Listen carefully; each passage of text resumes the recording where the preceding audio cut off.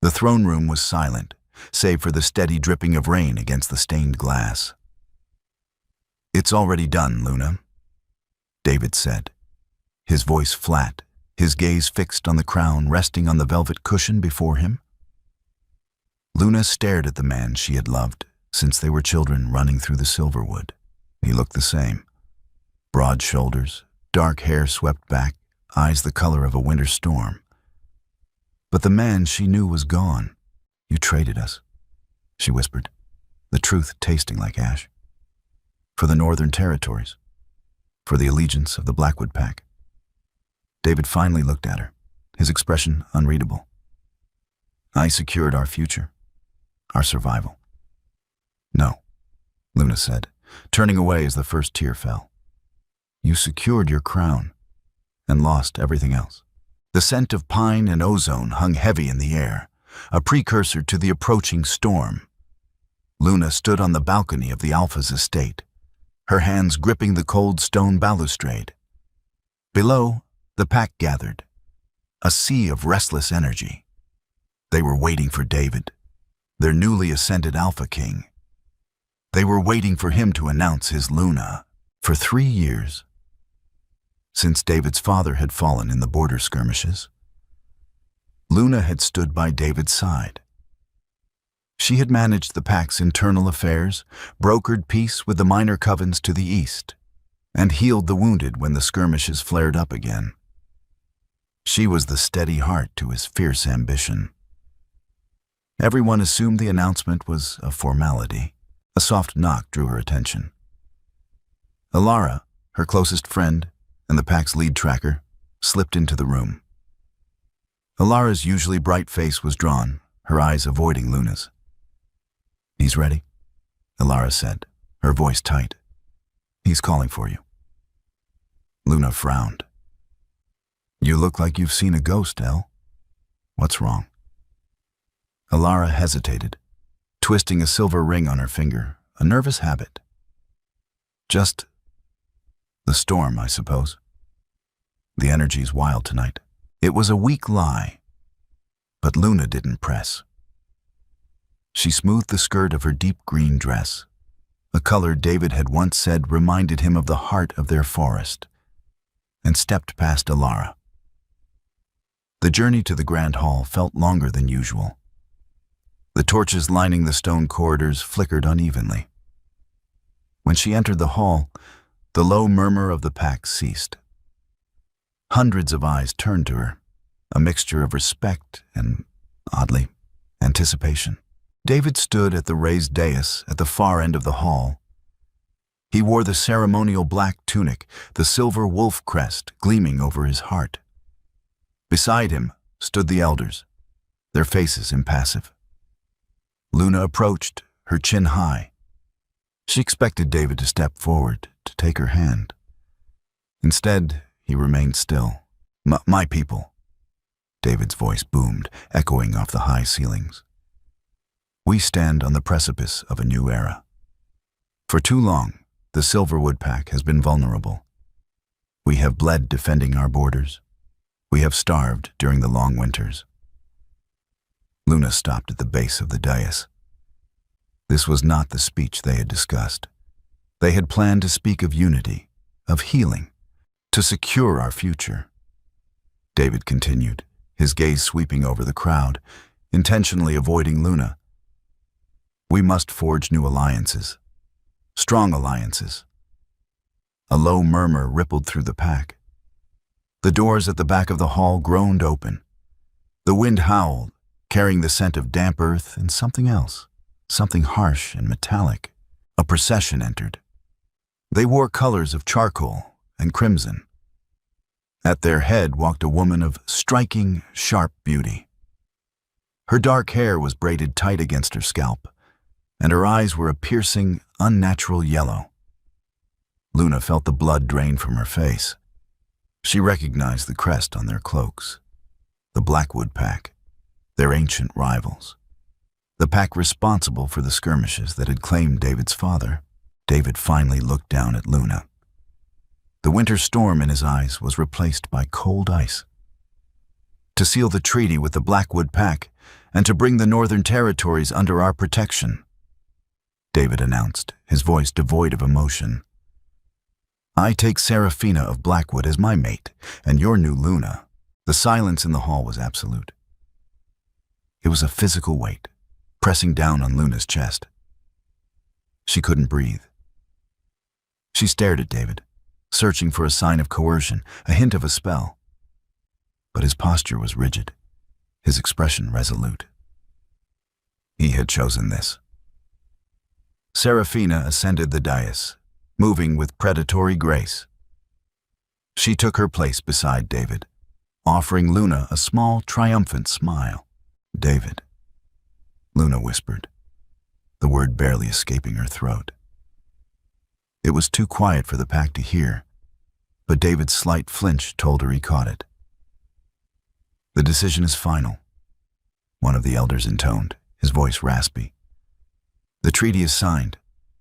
The bond will be formed tonight at the apex of the storm." Luna didn't hear the rest. The world tilted. She turned on her heel and walked back down the aisle. The pack parted for her, their faces a blur of shock, pity, and a growing sense of unease. She didn't run. She wouldn't give them the satisfaction of seeing her break. But every step felt like walking on broken glass. The storm broke just as Luna reached the edge of the pack lands. The rain came down in sheets, washing away the scent of pine and replacing it with the raw smell of ozone. She carried a single satchel, packed hastily with essentials. She couldn't stay. To remain would be to accept the humiliation, to watch the man she loved bind himself to another, a woman whose pack had terrorized theirs for generations. It was a betrayal not just of her, but of everything they had fought for. Alara caught up to her at the boundary line, soaked to the bone. "Luna, wait," Alara gasped, grabbing her arm. "You can't just leave. The woods are dangerous, especially tonight. More dangerous than staying." Luna asked bitterly, pulling her arm away. "He sold us out, El. He sold me out." "There has to be a reason," Alara pleaded, rain plastering her hair to her face. "David wouldn't do this without a plan. He's always thinking 5 steps ahead." "Sometimes, a betrayal is just a betrayal," Luna said, her voice steady despite the trembling in her hands. "He chose power. I hope it keeps him warm." She stepped across the boundary line. The invisible tether connecting her to the Silverwood pack snapped. The pain was sudden and sharp, a physical blow to her chest. She gasped, stumbling slightly. "Luna!" Alara cried out, but she couldn't cross the line without authorization. "Tell them I died in the storm," Luna said, not looking back. "It will make things easier for his new queen." Luna walked into the dense forest, the darkness swallowing her whole. She didn't know where she was going, only that she had to get as far away from the Silverwood as possible. The rain masked her scent, a small mercy. For 3 days, she wandered. She avoided the known trails, sticking to the rugged terrain where trackers would struggle to follow. She survived on foraged berries and rainwater, her strength waning with each passing hour. The physical exhaustion was nothing compared to the hollow ache in her chest. On the 4th day, the fever set in. She collapsed at the base of a massive oak tree, the rough bark scraping against her cheek. The world spun in dizzying circles. She closed her eyes, welcoming the darkness. When she woke, she was no longer in the forest. She was lying on a soft bed in a small, sparsely furnished room. The smell of herbs and wood smoke filled the air. A fire crackled in the hearth, casting warm shadows on the stone walls. "You're awake." Luna turned her head. A man sat in a chair near the fire, whittling a piece of wood. He was older, his face lined with weathering and experience. He wore simple, earth-toned clothing, and his eyes were a startling, clear blue. "Where am I?" Luna rasped, her throat dry. Safe, the man replied, standing up and pouring a cup of water from a pitcher. He brought it to her, supporting her head as she drank. I found you near the western ridge. You were half dead. Who are you? My name is Silas, he said, setting the cup down. I am a healer, of sorts. Luna studied him. He didn't smell like a wolf. He smelled of earth, rain, and ancient magic. You're a practitioner. Silas offered a small smile. I prefer observer. You, however, are far from home, little wolf. The mark of the silver wood is faint, but it's there. Luna tensed. Are you going to send me back? I don't involve myself in pack politics, Silas said, returning to his whittling. Besides, a wolf who severs her own bond is running from something worse than a rival pack. Rest. You have a long road ahead. Luna sank back into the pillows. She was safe for now. But the betrayal still burned, a cold fire in her veins. David had chosen his path. Now, she had to forge hers. And she swore, lying in that small cabin, that she would never be weak again. In the Silverwood estate, the air was thick with tension. The wedding ceremony had been a cold, calculated affair. Seraphina stood beside David, radiating a smug satisfaction that set the pack on edge. David sat in his study, staring at the map of the territories spread across his desk. The northern borders were secured. The Blackwood warriors had arrived, their presence a constant, imposing reminder of the new alliance. But the cost was higher than he had anticipated. The pack was restless. Murmurs of dissent echoed in the corridors. Luna had been beloved. Her abrupt departure had left a void that Seraphina showed no interest in filling. A knock sounded, sharp and demanding. Before David could answer, the door swung open. Seraphina strode in, her crimson dress a stark contrast to the dark wood of the study. Your people are difficult, she announced, draping herself over a chair opposite him. They look at me as if I'm a usurper. You are the Luna now, David said, his voice level. They will adapt. They will obey, Seraphina corrected, her yellow eyes flashing. My brother expects results, David. The trade routes need to be finalized by the end of the month. They will be, David assured her, though a knot tightened in his stomach. The trade routes meant giving the Blackwood pack access to the Silverwood's most valuable resources. Seraphina stood up, walking around the desk to stand behind him. She traced a finger along his jawline. You seem distracted, my king. Are you thinking of her? David stiffened. I am thinking of the pack. Good. She leaned in, her breath warm against his ear. Because she's gone. You made your choice. Don't let sentimentality ruin what we are building. She left the room, the scent of metallic magic lingering behind her. David closed his eyes, leaning back in his chair. He had told himself the sacrifice was necessary. The Silverwood was slowly bleeding out from the constant skirmishes. The alliance with Blackwood was the only way to stop the war. He had traded his heart for his people's survival. But the quiet voice in his head, the voice that sounded suspiciously like Luna, whispered, Did you save them? Or did you just hand them over to a different enemy? He pushed the thought away. He had to be strong. He was the Alpha King. Later that night, Alara requested an audience. Speak, David said, not looking up from his paperwork. It's about the northern patrols, Alara began, her tone formal and clipped.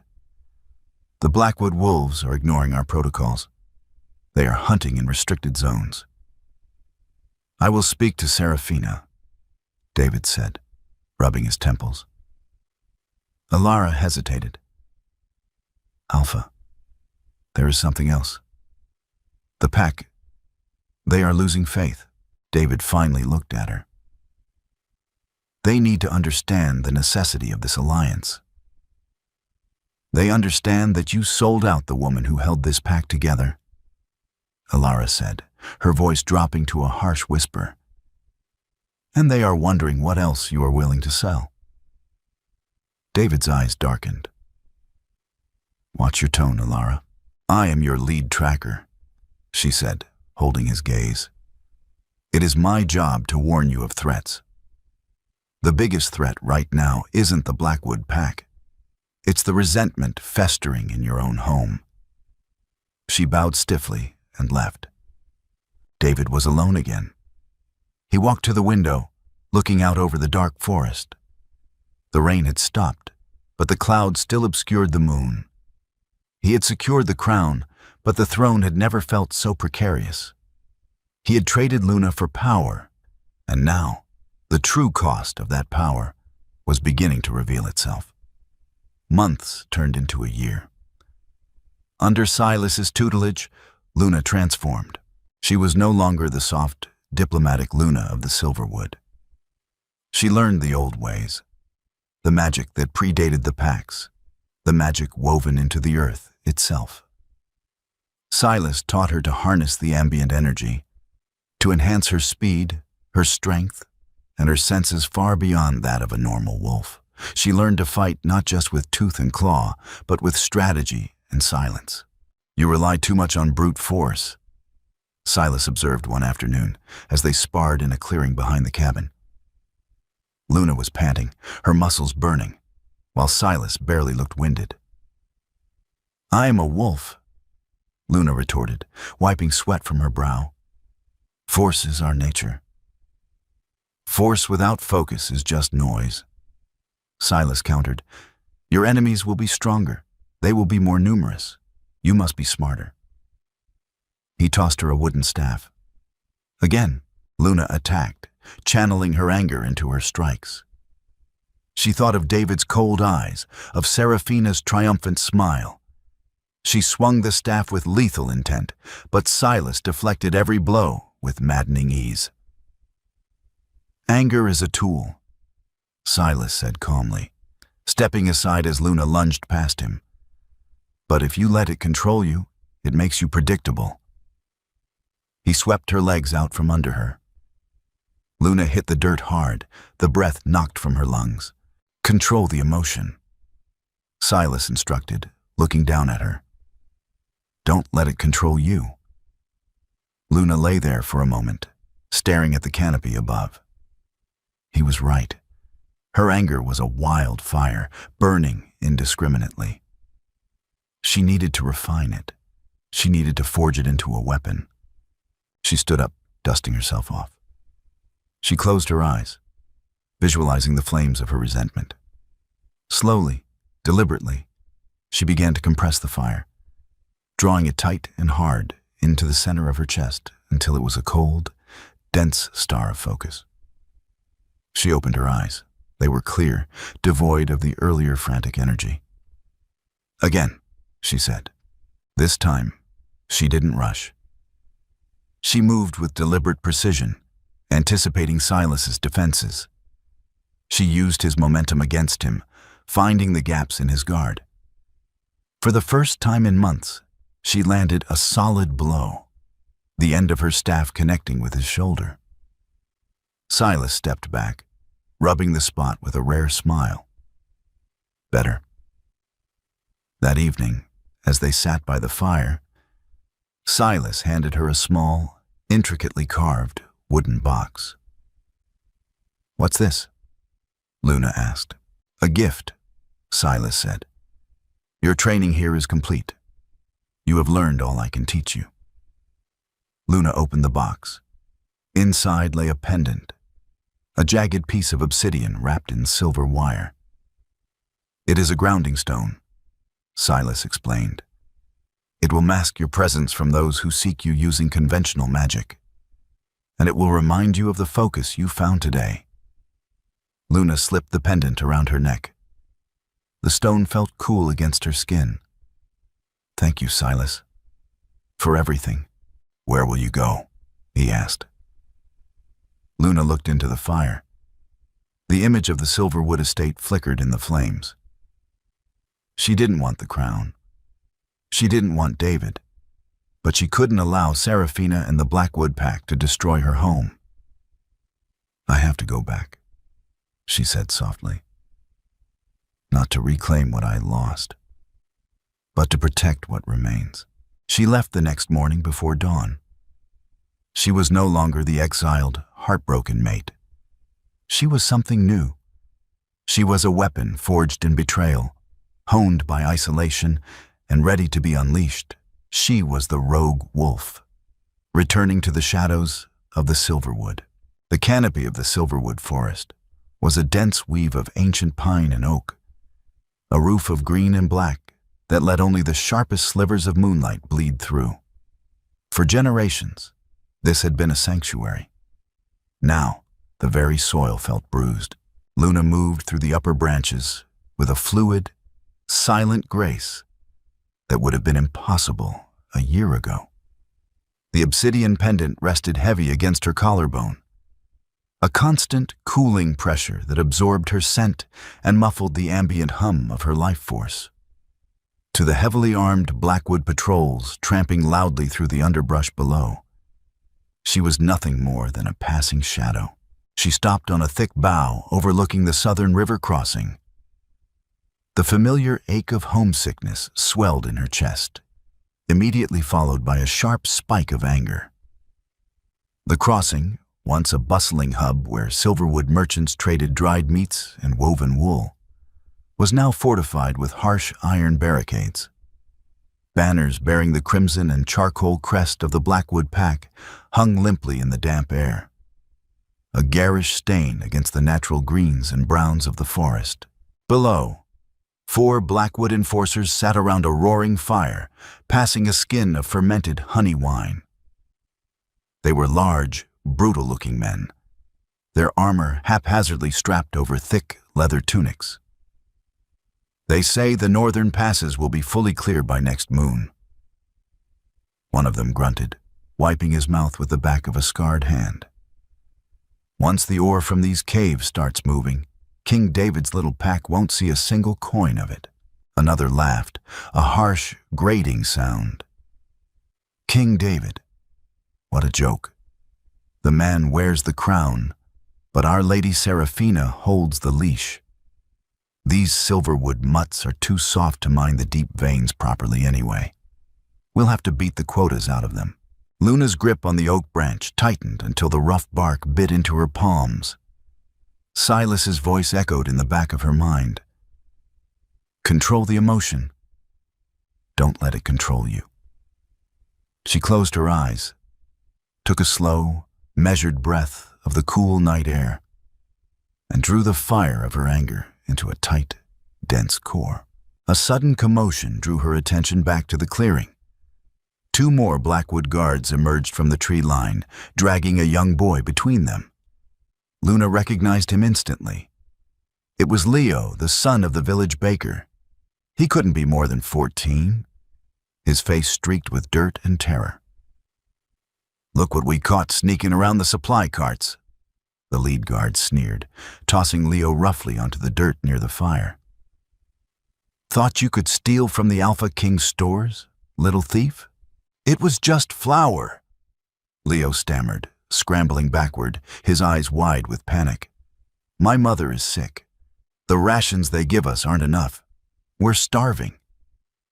The guard who had been drinking stepped forward, drawing a heavy, iron-tipped riding crop from his belt. "The rations are what Lady Serafina decrees. Thievery is paid for in blood." He raised the crop. Luna didn't think. She acted. She dropped from the branch, 20 feet above, and landed silently in the center of the clearing, directly behind the man with the crop. She moved not with the raw, chaotic speed of a wolf, but with the focused, channeled energy Silas had drilled into her. Before the crop could fall, Luna struck. She drove the heel of her hand into the nerve cluster at the base of the guard's neck. His eyes rolled back, and he collapsed in a heavy heap of armor and bone. The other 5 guards froze, their wine-addled brains struggling to process the sudden intrusion. Luna didn't give them the chance.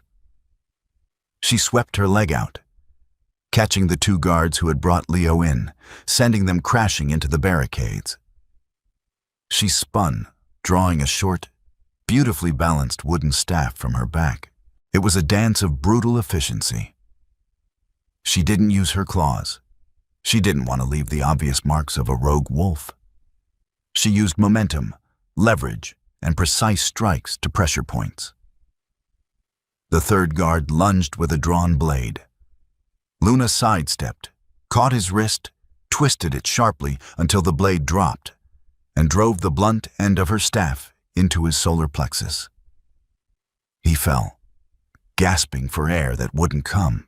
In less than a minute, the clearing was silent again, save for the crackling fire and the heavy breathing of the young boy on the ground.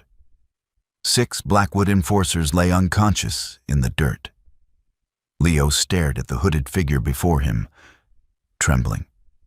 Luna slowly lowered her hood, letting the firelight catch her face. Leo's breath hitched. "Luna, but they said you perished in the storm. They said you were gone." "A part of me was," Luna said softly, offering her hand to help him up. Her voice was steady, holding a quiet authority that hadn't been there before. "But the forest remembers its own, Leo. Take the flower. Go back to your mother. They'll come looking for whoever did this," the boy whispered, looking at the fallen men. "They'll punish the village. Let them look," Luna replied, stepping back into the edge of the shadows. She reached into her satchel, pulled out a small, crescent-shaped piece of silver, and drove it into the wooden post of the barricade. "Tell no one you saw me. But if anyone asks what happened here, tell them the shadows of Silverwood have teeth." She turned and vanished into the darkness, leaving the boy standing alone in the firelight. The morning dew clung heavily to the ferns as Alara knelt in the dirt of the southern crossing. Her sharp eyes, trained to track the lightest footprint over solid rock, scanned the chaos of the clearing. The Blackwood guards had been found at dawn, bound tightly with their own belts, bruised but alive. The air was thick with the scent of fear and cheap wine. But underneath it all, Alara caught a strange absence.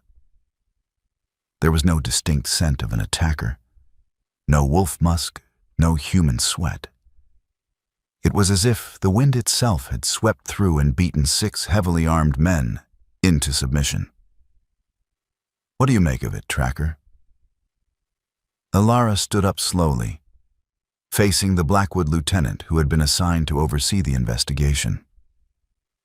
He was a vain, cruel man who looked entirely out of his depth. "They were taken by surprise," Alara said, her voice deliberately flat. She pointed to the drag marks near the fire. "The attacker was fast, incredibly disciplined. There are no claw marks, no bite wounds. This wasn't a feral rogue." "A human mercenary?" the lieutenant scoffed. "No human could drop 6 of my best men without raising an alarm." Alara's gaze drifted to the wooden post of the barricade. Half hidden in the shadows of the morning light, a small silver crescent was embedded deep in the wood. Her heart executed a painful, violent stutter against her ribs. She recognized that silver.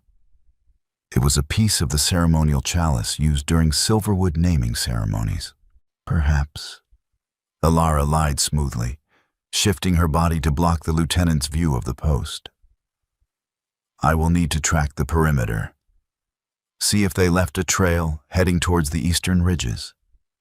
She spent the next hour walking in the wrong direction, leading the Blackwood patrols on a wild goose chase through thick brambles.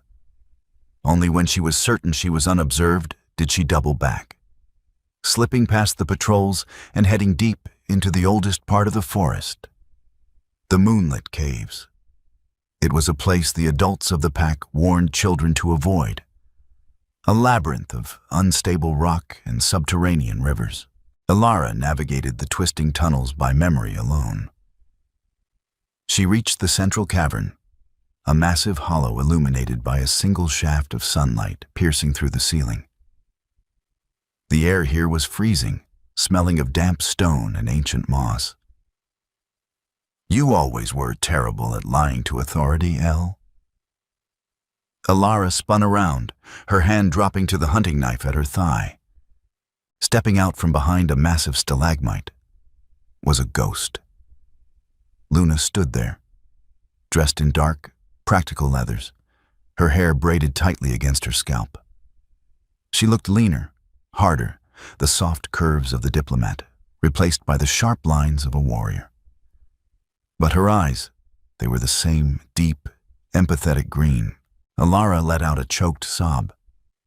The knife clattered to the stone floor as she closed the distance, throwing her arms around Luna.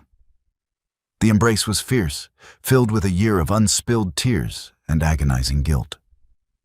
They said you died. Ilara wept into Luna's shoulder. David said the bond snapped.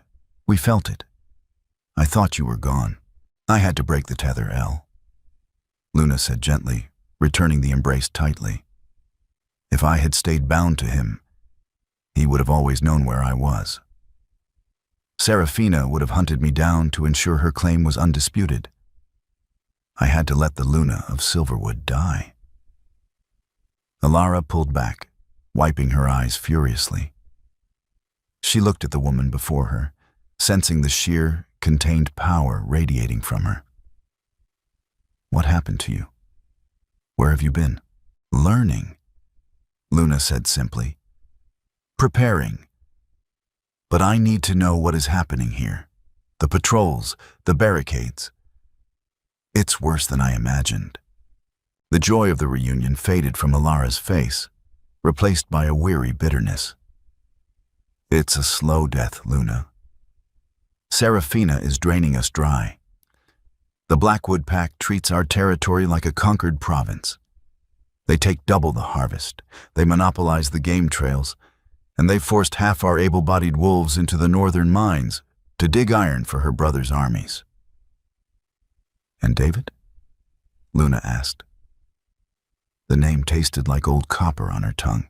Ilara scoffed, a hollow sound. He sits in the high tower. He signs the edicts she puts in front of him. He tells the council that this is the price of peace, that without the treaty, the Blackwoods would slaughter us all. He's a king in name only. He's paralyzed by his own choices. Luna turned away, walking towards the shaft of sunlight. The pain of the betrayal was still there, a scar that pulled tight, but it no longer consumed her. She saw the situation with a cold, terrifying clarity. David had traded his soul to save the body of the pack, not realizing that without the soul, the body would rot anyway. We can't fight them in open warfare, Luna said, turning back to Ilara. David's treaty is bound by ancient pack law. If Silverwood attacks Blackwood, it gives Serafina the legal right to execute the council and take total, unquestioned control. We would be slaughtered legally. Then what do we do? Ilara asked, her eyes searching Luna's face for hope. Just watch our people starve? No, Luna said, a dangerous spark igniting in her eyes. We don't fight them as the Silverwood Pack. We fight them as shadows. We cut their supply lines. We sabotage the mining caravans. We make holding this territory so agonizingly costly for Serafina's brother that he forces her to pull back. Ilara stared at her, the audacity of the plan sinking in. You're talking about a rebellion. I'm talking about survival, Luna corrected. I need you to find the ones who are still loyal, the ones who are tired of bowing. But they must remain hidden. For now, the Blackwoods are looking for a ghost. Let's give them one. The Alpha's study, once a place of quiet reflection and strategic planning, felt more like a cage. David stood by the massive arched window, looking out over the sprawling estate. The rain had started again, a cold, relentless drizzle that mirrored the heavy atmosphere suffocating his pack.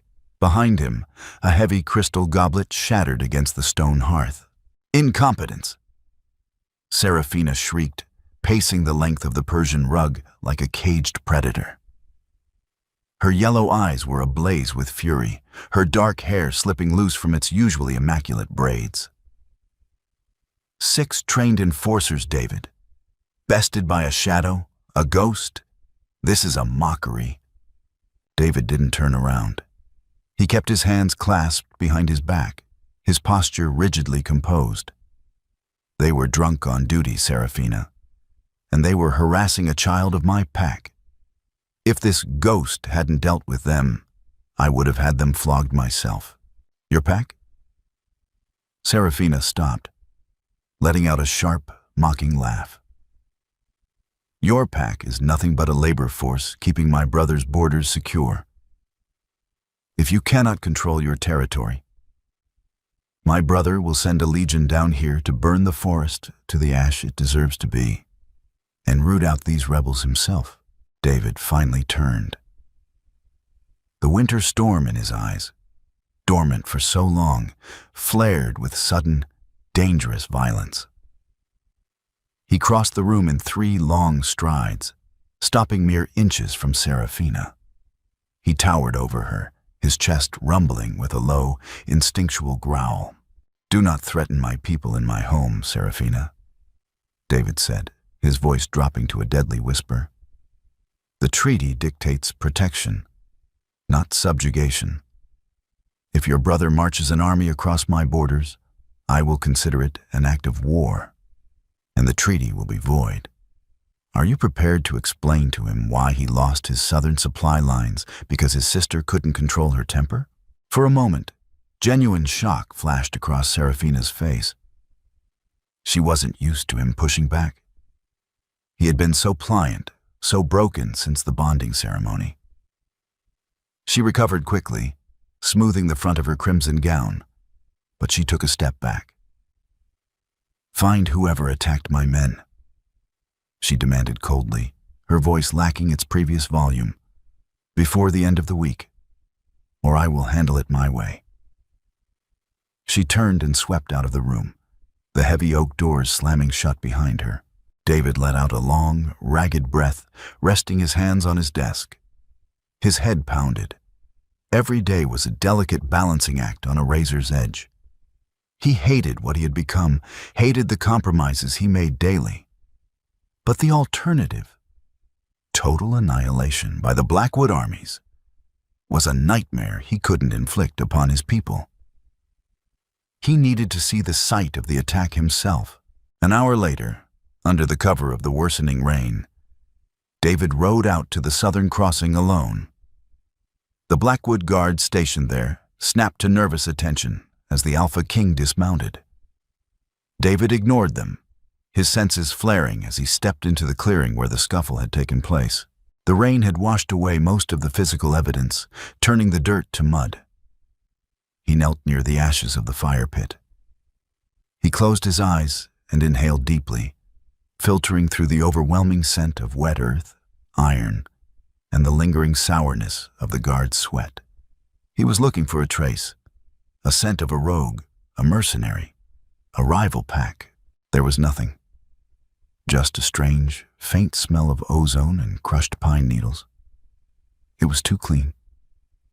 It felt deliberate, like magic had been used to scour the air. David stood up and began to walk the perimeter, his eyes scanning the tree line. If someone attacked from the shadows, they had to have left a physical trace. He walked towards the wooden barricades, tracing the rough logs with his fingertips. He stopped, snagged on a splinter of wood, nearly invisible against the dark bark, was a tiny piece of coarse hemp twine. It wasn't the material that caught his attention, but the way it was tied. It was a complex, interlocking knot, forming a perfect figure eight with a hidden slip loop. David's breath caught in his throat. The world around him seemed to slow down, the sound of the rain fading into a dull roar. It was a hunter's weave. It was incredibly difficult to tie quickly, used primarily for setting silent snares in the deep winter snow. "You're doing it wrong, David," a young, laughing voice echoed in his memory. They were sitting under the weeping willow by the lake, teenagers hiding from their duties. Luna's hands were deftly looping the twine. "You have to tuck the tail under the main line, or the snare slips when the prey pulls. Here, watch my hands." David reached out with a trembling hand and unhooked the twine from the splinter. He stared at it, his heart hammering against his ribs like a trapped bird. Only 2 people in the Silverwood pack knew how to tie this specific knot. The former alpha, who was dead, and Luna's father, who was dead. And Luna's father had only taught it to his daughter. "Luna," David whispered into the rain. She was alive. A tidal wave of conflicting emotions crashed over him. Relief, so profound it made his knees weak, washed away the lingering guilt of her supposed death. She had survived the storm. She was out there. But following the relief came a cold, creeping dread. She wasn't just alive. She was the shadow. She was attacking the Blackwoods. She was systematically dismantling the fragile piece he had sacrificed everything to build. If Serafina found out, she wouldn't just execute her. She would torture her to death in front of the entire pack to make an example of the alpha's former mate. David closed his fist around the piece of twine, hiding the evidence. He looked out into the dark, impenetrable forest. The woman he loved had returned from the dead. But she had not come back for him. She had come back for war. And for the first time since he took the crown, David had absolutely no idea what to do. The weeping willow by the lake stood as a silent sentinel in the dark, its long, trailing branches brushing the surface of the black water. The rain had finally ceased, leaving behind a thick, creeping mist that clung to the roots of the ancient trees. David stood beneath the canopy, the damp chill seeping through his heavy wool cloak. In his hand, he held the coarse hemp twine tied in the hunter's weave. He had left a matching knot on the splintered barricade at the southern crossing, a peace tie, a silent plea for an audience. He had waited here for 3 hours, the cold settling deep into his bones, listening to the nocturnal symphony of the forest. He was beginning to think she wouldn't come. Why should she? Then, the ambient sounds of the woods subtly shifted. The crickets didn't stop chirping, but their rhythm altered. The air grew infinitesimally cooler. "You always were impatient, David." The voice was a ghost, a whisper weaving through the willow branches. David spun around, his heart slamming against his ribs. She stepped out of the mist, materializing as if the shadows themselves had woven her into existence. Luna wore dark leathers, blending seamlessly with the night, the silver wire of an obsidian pendant catching the faint moonlight. She looked fundamentally different. The gentle, diplomatic warmth that had once defined her was gone, replaced by the lethal, composed stillness of a drawn bowstring. "Luna," David breathed, taking a step forward. His voice cracked under the weight of a year's worth of grief and suffocating guilt. He wanted to close the distance, to pull her into his arms and prove to himself that she was real. But her posture stopped him cold. She did not move. She merely watched him, her green eyes unreadable. The peace tie was a gamble. "You risk much coming here alone, Alpha." The formal title felt like a blade slipping between his ribs. "I had to know it was you," he said, his voice dropping to a harsh whisper. "The guards at the crossing, The disrupted supply lines? It's been you. The forest protects its own, Luna replied evenly. Since its king no longer will. David flinched, the words striking true. You don't understand what I faced that night, Luna. You didn't see the casualty reports. Blackwood had 5 times our numbers massed at the northern ridge. If I hadn't agreed to the treaty, if I hadn't taken Serafina, they would have slaughtered the children in their beds. I sacrificed my soul to save their lives. You saved their bodies, David. Luna countered, her tone devoid of anger, which somehow made it worse. It was a cold, clinical assessment. You saved their bodies and traded away their spirits. A pack that lives on its knees is already dead. Look at them. They are starving, terrified, mining iron to forge the very swords that will be used to keep them subjugated. I am trying to buy time, David argued, his composure slipping as desperation bled into his voice. If I can stabilize the trade, I can negotiate better terms. I can ease the quotas. Luna let out a soft, humorless laugh. It sounded like breaking glass. You cannot negotiate with a parasite, David.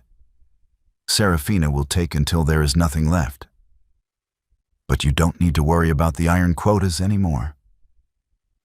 David frowned, confusion warring with the turmoil in his chest. What do you mean? Did you really think I was just playing at being a nuisance in the woods? Luna took a slow step forward, the mist swirling around her boots. Beating up a few drunken guards is satisfying, but it doesn't win a war. For the past 2 months, Ilara and I haven't just been stopping the iron carts. We've been stealing them. David's blood ran cold. The missing shipments. Serafina said they were delayed by mudslides in the passes. There are no mudslides, Luna said, her eyes flashing with a dangerous, calculating light.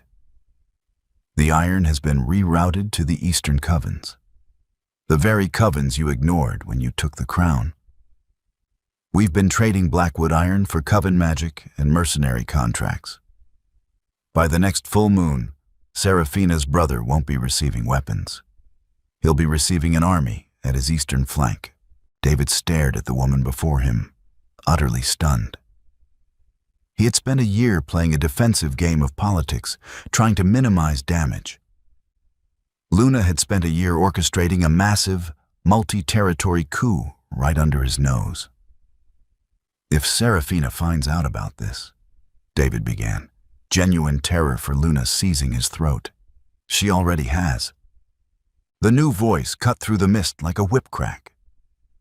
David whipped his head around. Stepping out from the shadows of the tree line, flanked by 4 massive, fully shifted Blackwood wolves, was Serafina. Her yellow eyes burned with a manic, murderous fury, her crimson cloak dragging through the wet grass. How touching, Serafina spat, drawing a long, curved silver blade from her belt. The heartbroken king and his little dead whore plotting in the mud. David moved instinctively, stepping in front of Luna, placing himself between her and Serafina's enforcers. Serafina, stand down. This is Silverwood territory. This is my territory. Serafina snarled. I followed you, David. I knew you were too weak to handle the rebellion yourself. I just didn't expect the ghost to be your pathetic ex-mate. She leveled the silver blade at David's chest. Kill her, David. Kill her right now, prove your loyalty to the treaty, and I will let your precious village survive the night. The air grew dead silent. The ultimate choice hung between them, heavy and absolute. David looked at the silver blade, then over his shoulder at Luna. She wasn't hiding behind him. She had drawn her wooden staff, her stance perfect, her face completely fearless. She was ready to die for her freedom. David turned back to Serafina. He reached up, his fingers gripping the heavy silver clasp of his alpha cloak.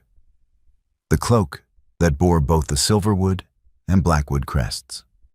"You're right," David said softly, the winter storm finally returning to his eyes, dark and violent. "I was weak, but the price of this crown was too high." With a sharp pull, David tore the cloak from his shoulders and let it drop into the mud.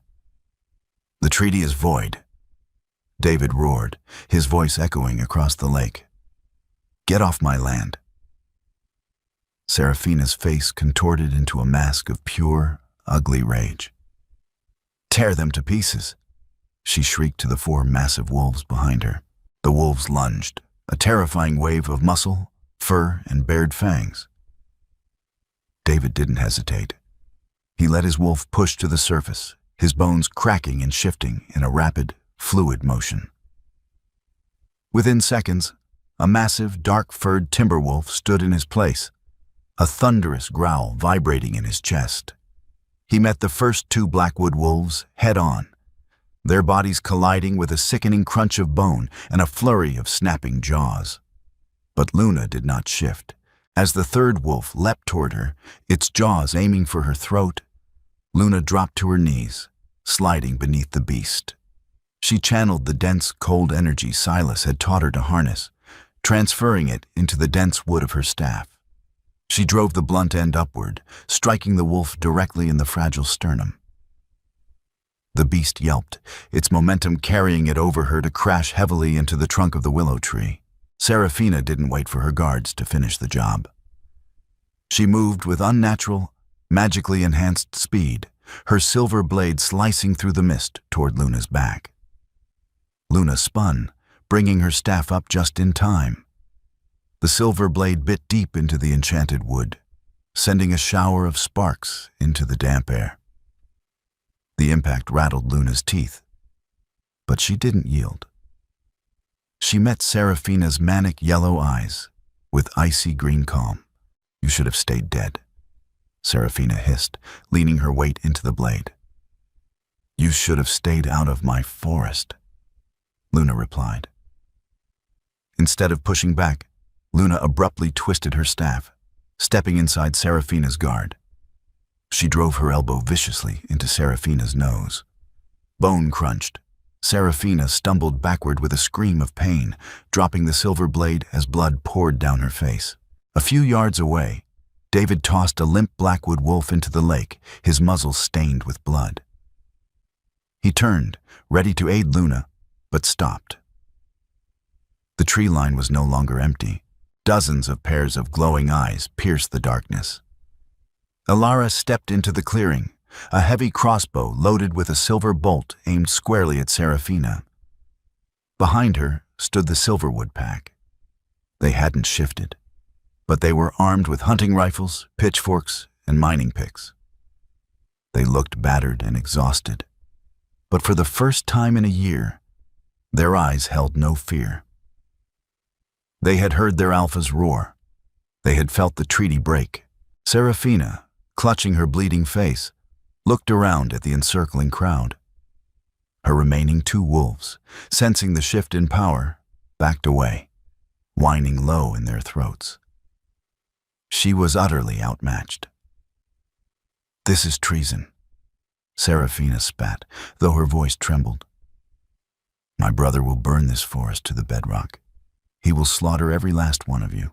David shifted back to his human form, ignoring his torn clothing and the blood on his chest. He walked toward Seraphina, his presence commanding and absolute. He was no longer a politician making concessions. He was the alpha of the Silverwood. "Let him try," David said, his voice ringing with absolute authority. "Tell your brother that his iron belongs to the Eastern Covens now. Tell him the Silverwood is closed. If a single Blackwood wolf crosses our border, their head will be sent back to him on a spike. Now run."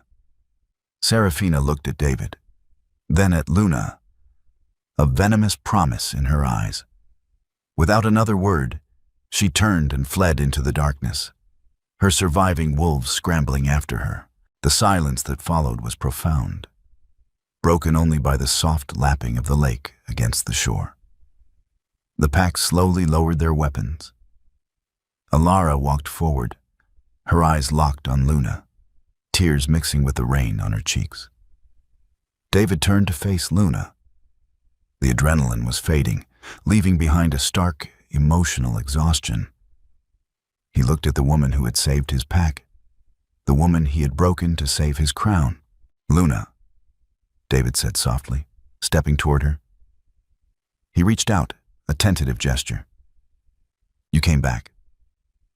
Luna looked at his outstretched hand, but she didn't take it.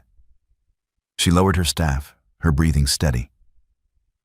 "I came back for my home, David," she said, her voice gentle but impossibly firm. "I came back to free my people. The treaty is gone," David pleaded, his eyes searching hers for the warmth that used to be there. "I was wrong. The price I paid, the price I made you pay, it was beyond imagination. But we can fix this. You can take your place by my side, as my Luna." Luna offered a sad, fleeting smile. "The girl who wanted to be your Luna died in the storm, David. You made a choice to be a king, and you had to learn the hard way that a king without his pack's spirit is just a warden." David's hand fell to his side, the finality of her words settling over him like a shroud. "So, what are we?" "We are a pack at war," Luna said, turning to face the gathered crowd, who looked at her with awe and reverence. "You will handle the politics. You will fortify the borders and prepare the defenses. I will lead the Eastern Coalition. We will fight together, as equals." She looked back at him, the green of her eyes reflecting the first faint light of dawn breaking over the lake. "But the bond is broken, David, and some things, once shattered, cannot be put back together." David watched her walk toward Alara, the pack parting to let her through, their heads bowing in deep, unprompted respect. He had his crown. He had his pack. But as he stood alone by the edge of the dark water, the Alpha King finally understood the true cost of his power. He had saved his world, but he would spend the rest of his life living in it without her. The tragic tale of David and Luna proves that while power and survival may demand terrible sacrifices, the cost to the human heart is often the heaviest burden to bear. David secured his kingdom but lost his soulmate, while Luna forged herself into a weapon of freedom, proving that true leadership comes from the spirit, not a treaty. The echoes of their broken bond will resonate through the Silverwood long after the impending war is fought. If you were captivated by this story of betrayal, magic, and relentless emotional tension, please leave a like. Share this story with fellow romance and fantasy lovers, and subscribe to follow our upcoming cinematic tales. What do you think? Did David make the right choice in the end? Let us know in the comments.